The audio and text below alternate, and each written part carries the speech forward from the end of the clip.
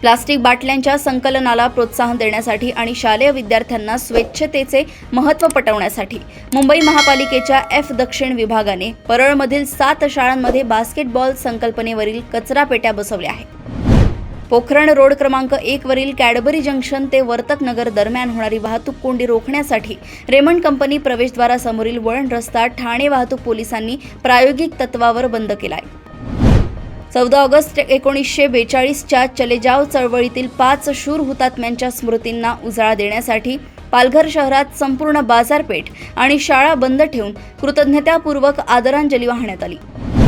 कर्जत तालुक्यातील खड्डेमय रस्त्याची व्यथा पत्रकाराच्या शैलीत मांडणाऱ्या 3 शाळकरी मुलींच्या व्हायरल व्हिडिओची दखल घेत युवा सेना प्रमुख आदित्य ठाकरे यांनी त्यांना सायकली भेट केल्या आहेत. बालकांमधील कुपोषण रोखण्यासाठी आणि मातांना पाठबळ देण्यासाठी प्रधानमंत्री मातृवंदना योजनेअंतर्गत रत्नागिरी जिल्ह्यात पहिल्या अपत्यासाठी 5,000 व दुसरी मुलगी झाल्यास 6,000 रुपयांचे अनुदान दिले जात आहे.